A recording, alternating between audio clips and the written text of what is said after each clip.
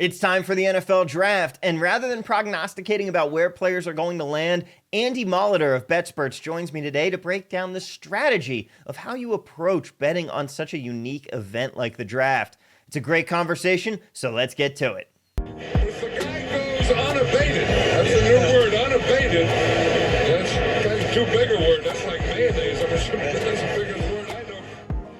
Hello, everyone, and welcome on into the Unabated podcast. I'm Thomas Viola, and today joining me to break down some NFL draft betting, none other than Director of Content over at Betsperts, Andy Molitor. Andy, how are you doing today?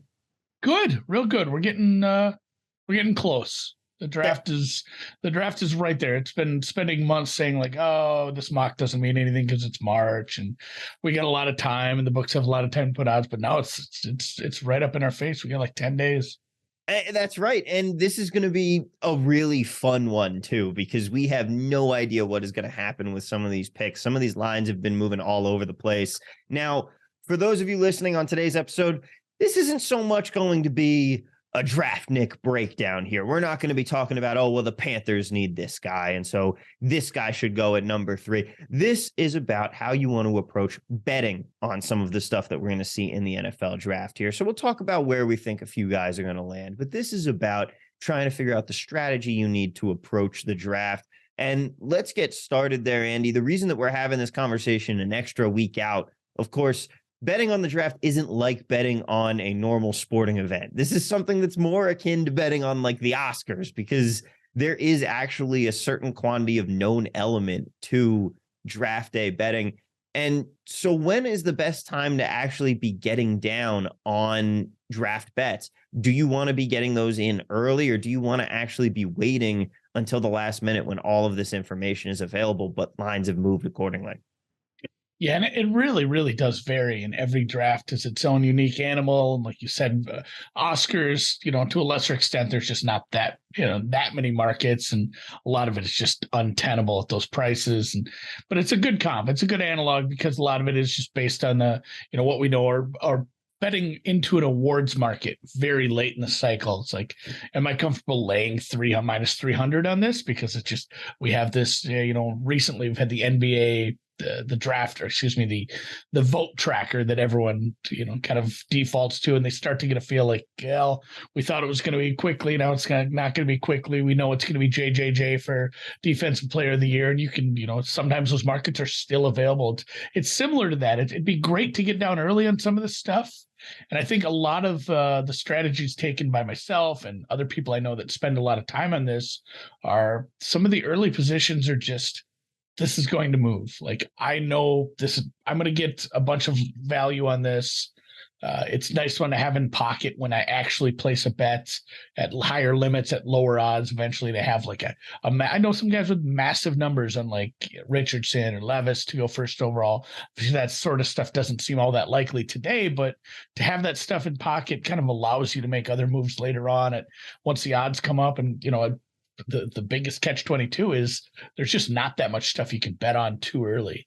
The lack of odds early on in the cycle is kind of tough. And, some of the best bets I've made have been a month out based on informational stuff. Like, I'd have to go check the actual tracker to see what day I put my first Walker to go first overall pick. But I mean, it was weeks and weeks out from the draft. But at the same time, one of the bets I made the most money on 2 years ago was Trey Lance to go third once there was a reputable source that fed us some information. I mean, this was the day of the draft. It was hours out, and they said this, and I went to as many places as I could possibly find that still had odds up on that. And just, you start hitting max bets on those, and obviously then you'd sit and sweat until Goodell says his name. But it does kind of vary because some of that information is going to come out at certain times, and you have to be quick. So it's been tough. It's been a tough year for that because there's still so much uncertainty based around basically like the entirety of the top 10 outside of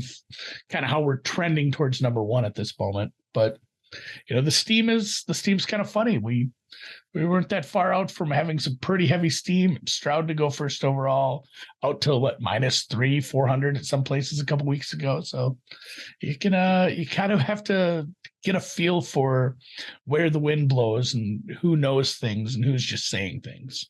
Yeah, and that brings me to my next question there for you, because we have seen at this point multiple different guys have their odds just completely get steamed up to be this number one overall pick. And how do you quantify an edge when it comes to the draft? Because it's so much different than a game. Is the only way to really beat draft props having an inside source?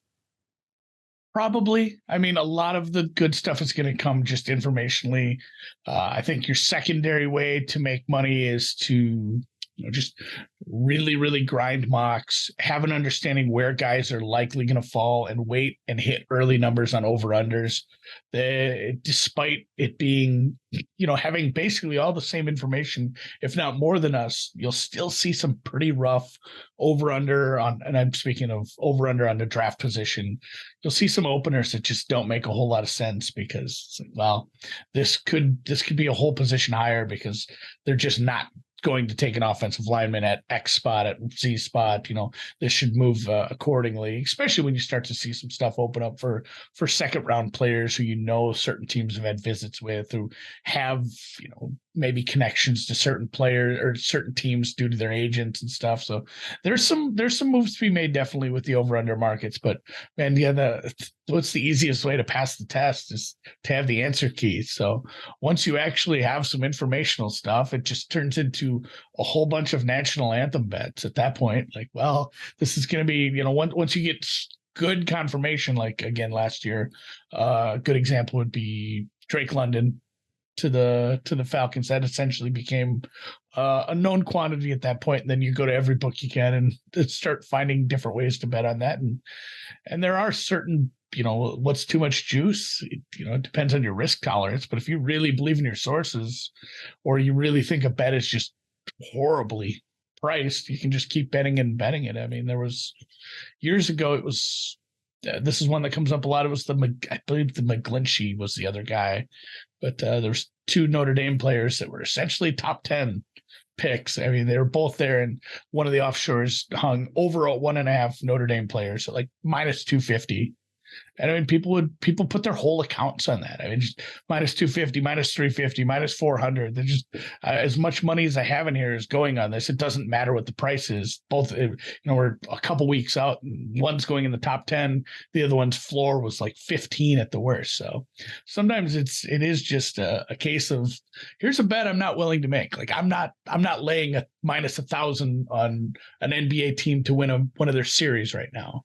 Because, you could have a couple of massive injuries and things get flipped on their heads. But sometimes things like that where, I'm basically betting this guy doesn't get arraigned for murder between now and then. Well, with some players, that might actually be a bit of an issue in the way things have been going out of Bama recently.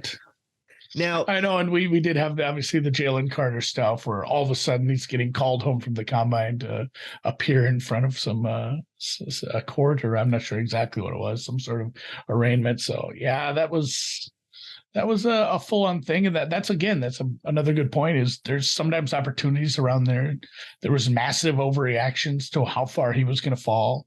You could kind of get into some decent markets there. Not only that, but places kept Will Anderson to be the first defensive player out way too long after that news broke, because Tyree Wilson was kind of viewed as your kind of a secondary character, and it was always going to be between Carter and Anderson. And before the news broke, Anderson was plus 110, plus 120 to go first. And then a few hours later, it's minus 300. So sometimes it is just a case of being the jerk who's glued to their phone or their computer, has good notifications on, to get some of those decent bets down. Yeah.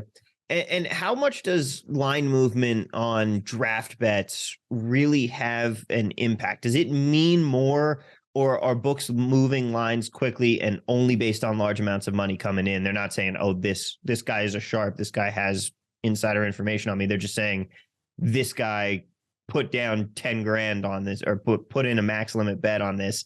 We're going to move the line because whoever it is, if they're putting this amount of money down, they must know something. Like, for example, do you interpret the Anthony Richardson price movement as opposed to the Bryce Young price movement for the number one overall pick differently?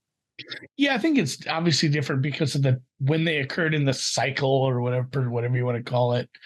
Whereas I think the Richardson stuff was just rumor based, or hey, this is a lot more. And some of these bets are just probabilistic. Like this number shouldn't be whatever it was. I can't remember what the biggest number people were getting on Richardson, but it probably was too big, all things considered. Knowing like we have the combine in a couple weeks, he's going to show out. That's kind of known. He's going to, I mean, what he did even surprised me, I guess, at that point. But the fact is, these numbers are going to jump based on the combine. If you want to get it now, it might be a loser either way. But if push comes to shove and you have the 80 rather than the guy betting 6-1 after the combine, if we do end up in a situation where somebody trades up because they loved him, you made the right move there. So the steam on him, I believe a lot of it was just limits were low and the price was high. When you get a big long shot like that, I suppose, the traders, the risk managers need to start looking at the liability. Like,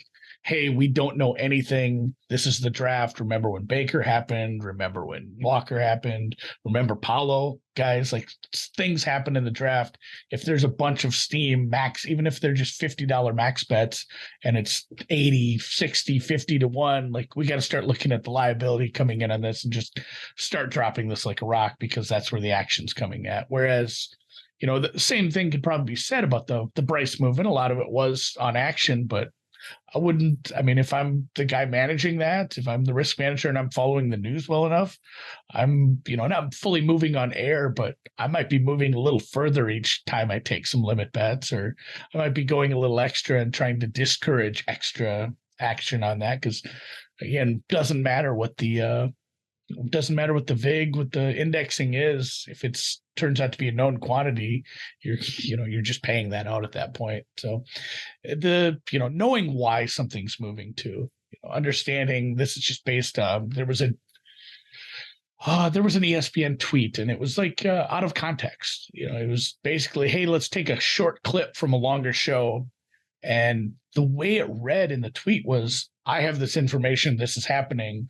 Whereas actually, if you read into it, it was actually him just describing his mock draft that he made. Like this was just, I think this might happen. And it moved lines because people are just betting on any nugget of information they can find at that point. And it's honestly at that point, maybe there's some action to be had on the other side of those things. So is chasing steam then the best strategy if you don't have like a direct line to Adam Schefter? Yeah, I mean, like I said, if you remember what happened with Stroud, if you'd chased that Stroud steam a couple weeks ago, you'd be in pretty bad shape sitting on some Stroud -200, 300, whatever you had. So, building that network, trying to find some other people who are betting on this stuff, asking around who other people follow, getting to know, some of these websites that grind the mocks, the mock draft database, understanding who knows what. I think a lot of the good research that people I know have done has been, this guy isn't always right, but he's always right about this team, or, he seems to have connections to this team. Like there's a bunch of guys that are held in high regard as far as mock drafters amongst the kind of people who track those guys. And a lot of it is like, for one team or several teams, like, hey, this guy, he does know somebody inside Houston, because he has been right about that sort of stuff. Or this guy has been right about the Jets. This guy does know these things. Understanding, like, if one guy says something about a certain move that Houston might make, he's just prognosticating. He's just kind of guessing the best that he can do along with us. Whereas, if this guy says it, it should hold a little more weight. And then, in that case, it might be okay to chase a little steam there. Just obviously responsibly stay within your means, because like the Stroud one is going to be a great example. There's some people that probably have some awful Stroud tickets, because it, like I said, you could move a little on air, but the fact that it went from wherever it was plus money all the way across and it kept moving, that means there's people with Stroud -150, -200, -250. Like those tickets exist, and those are horrid at this point. Yeah. And the other thing is, like, what can you do at a certain point with that? Because when that line starts moving that way, your natural thought is, okay, well, somebody knows something. And then for it to change all of a sudden, like it has to Bryce Young, when it comes to laying this kind of juice, it was the gambling topic du jour a couple of weeks ago with Purdue and that big loss that Pizzola and a couple other people took. And the way I came down on that was, yeah, it might have been a good bet. The odds might have actually made sense for whatever you were betting. And I forget what the numbers were on Rob's bet because he was betting all 4 1 seeds to advance. Yep. And for a guy like Rob, that makes sense. It's a sensible bet. He has the bankroll to back that up. Not every bettor has the bankroll to lay an incredible amount of juice on some of those bets. So that is got to be up to everybody's discretion to know when is too much juice for you personally, even if the number might have value overall. And hopefully I don't get roasted by anyone on gambling Twitter for that take, but that's just my personal belief. Yeah, people want to have the arguments on that. I mean, they're right mathematically, but pragmatically and, in real life, like if somebody is just, this is more of a hobby or, the side, not even a side hustle, just something they enjoy doing and they don't want to lose money on. If you have $1,000 bankroll and you really, really believe in something, I'm trying to look what Chris will take on some of this stuff right now. Like, cause there's some half decent limits. Like, I think there's some decent bets to be made still on offensive lineman overs. It's minus 220. You can lay 1,100 on that at Chris right now. Your risk of ruin is great if your bankroll is 1, 2, 5,000 and you lay 1,100 on that. Obviously, like some of this stuff is close to lock territory as we get closer to the draft, but it's still probably a bad idea just from a like a risk of ruin and realistic real life, trying to have some money left to bet the NBA finals after that. If you're taking some strong juice positions or, chasing steam like that. So, take it easy on that stuff. Exactly. Everybody just buyer beware and remember, always bet with your head, not over it. Now, coming from the mailbag here, our Discord mailbag, if you want to get into the Unabated Discord, all you have to do, click the link in the description of this below, and you can enter your questions to be asked on air on these shows, just like Dr. Gamble did, as he asks, any edges available based on possible trades? How do you approach this with so many teams needing quarterbacks and Arizona sitting in front of the Colts or other similar situations like that? Yeah, and those are the conversations that are happening like right now in ad nauseum in all the draft chats, and the people I talk to about this is just trying to figure out what's going to happen, who likes who, and what situation. Because man, it's like one of those puzzles. It's got the rows and the columns, and you say, well, this person couldn't have been the murderer. It's like Clue. You say like, hey, this team likes Stroud better than Levis, and this team likes Richardson better than Levis, but this team loves Levis, and they have this pick. And then you have the Cardinals, like you said, who could trade. And then you throw the fly in the ointment of, hey, Houston might not take a quarterback, which is still something that is a distinct possibility. And then you start to look at all the different scenarios thinking, and it becomes, without information, it does turn into, again, a bit of a probabilistic puzzle. Like, who are the realistic opportunities for Arizona to trade back? And we know Arizona has taken a lot of visits from offensive linemen. They have a ton of needs. They probably should just go best player. But if somebody's willing to give them a good offer for that 3 spot, which again, it's turned into this, supply demand question for quarterbacks. So many teams want quarterbacks and there's only so many new ones. And essentially there's nothing left on the free agency market. So they're in a bit of a catbird spot. And you look at those, who they could trade with, who those teams like, what's likely to happen before them. And I think that's where you're seeing some of this Levis to 2 with the talk of maybe Houston trading out. You're seeing some of the moves on Levis under 7. There's been some action on a few of the quarterback mock, or based on the mocks and the information we have right now. But trying to predict a trade is probably impossible. A lot of it just comes down to, here's all the things that I think could happen. This number's probably too big. A lot of it is just position taking, knowing that you might be able to work your way out of it, or worst case scenario, you got a pretty good number on something that has a decent chance of happening. Yeah. Now, moving away from first overall pick market, and certainly we've talked about these quarterbacks plenty so far. You mentioned the offensive lineman over. Certainly is a talented draft for all linemen, but what are some of those other props that you're maybe still seeing some value on that people might want to take a look at? Yeah, I mean, a lot of it is going to be, and you're going to have to lay some juice on a lot of these. But if you feel strongly about some of the information coming out from Detroit, Witherspoon under 7.5, there's probably that's probably a market that's going to continue to move. Like it might not be minus 200 here in a couple of days if we keep getting confirmation of that. A lot of the positional stuff you're going to start to see movements on. The Joey Porter market has taken some movement as we found some things out about certain teams that are taking in visits from other players, and that had moved down into a kind of a position under 17 where there was a couple teams that were looking at corner. That's moving up, and then there's been kind of a strong connection between the Eagles and Skoronski, and that's one too where there's some people that do not believe that, because right now we're sitting at 10.5, essentially even juice on both sides.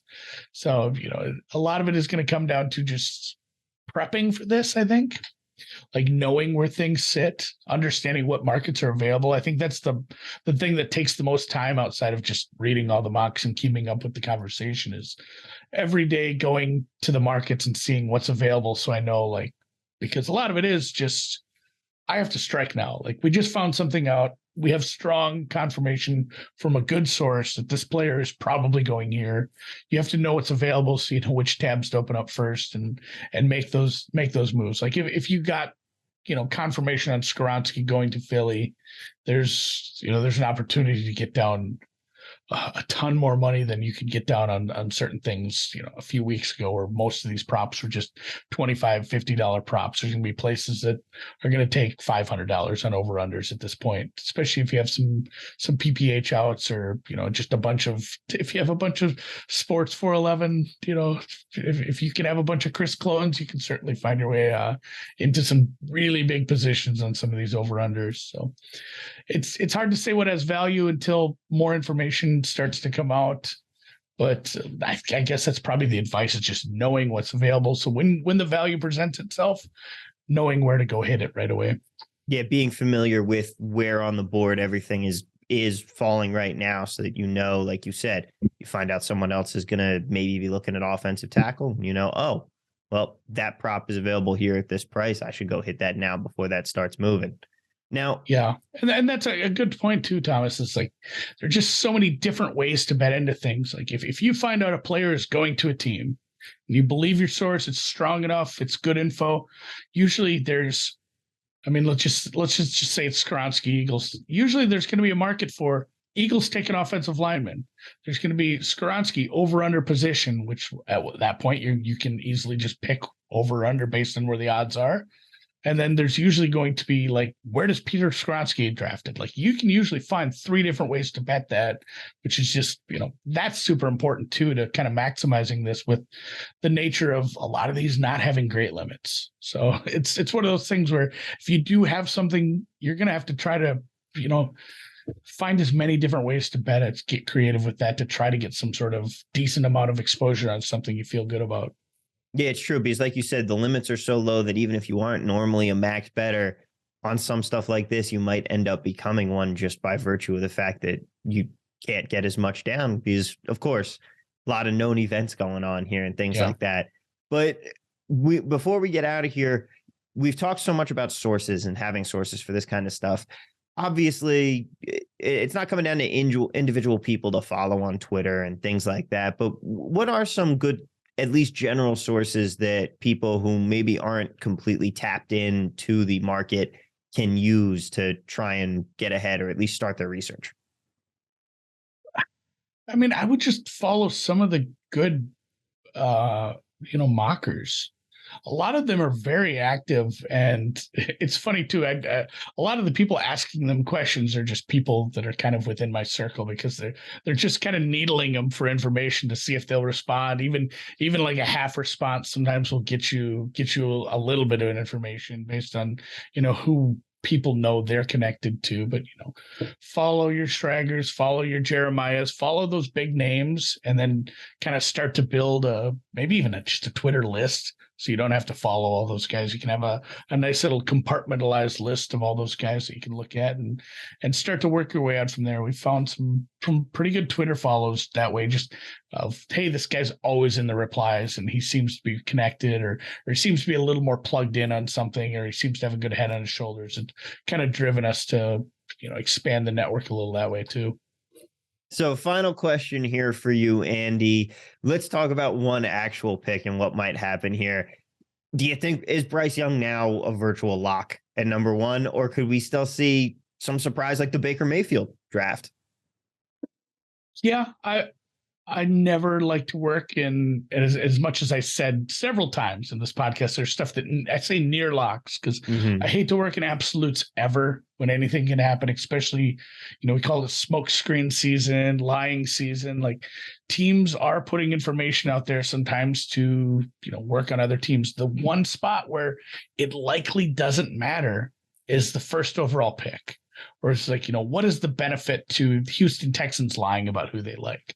There's a lot of benefits as far as, who could do this, or, same thing with Arizona, people trading in front of them. They're incentivized to not let information out. Whereas the first pick, if you're comfortable taking a guy and you're not moving anymore, and to their credit, they already traded into the spot, like what harm does it, what harm is it just saying we're taking Bryce at this point? Yeah. And some of the comments from them are, they're already making some comments rationalizing his size. And it's like the fact that all that stuff's coming out, it does feel, 99% at this point.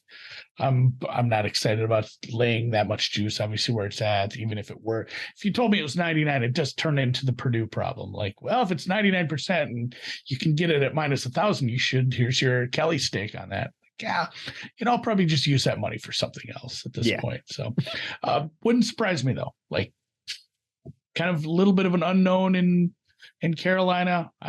They might be, just BSing us a little on this. It'd be interesting to find out what happened if it isn't Bryce. But for now, I'm comfortable saying it's the odds are probably pretty accurate. I still want the 2 stories. If I could get truth serum into anyone in the NFL and find out the truth behind any 2 storylines of all time. One is, why was Malcolm Butler benched in the Super Bowl?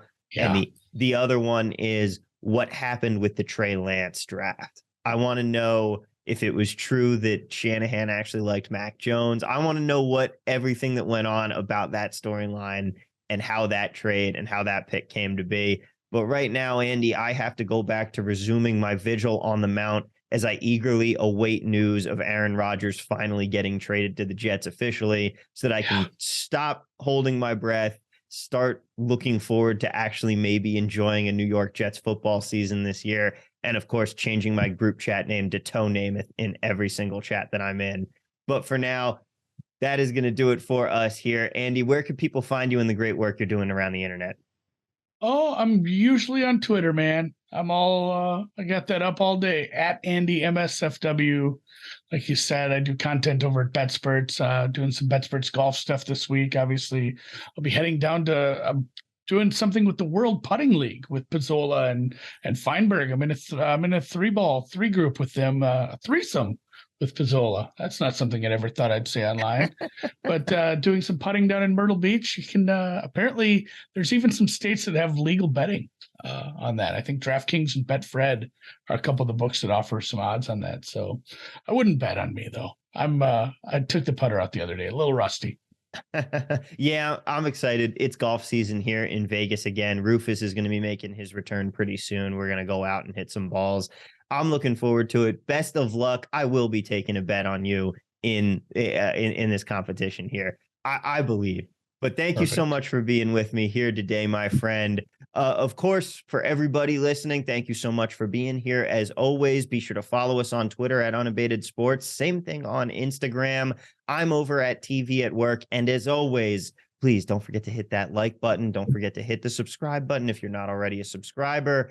And if you're listening to us on podcast form, hit us with that 5-star rating. It really does help the algorithms just a little bit. And of course, the final piece, as always, head on over to unabated.com today. Get yourself signed up for a trial if you're not already a member, because It is fantastic. Even though it's baseball season now, we're winding down in NHL and NBA playoffs.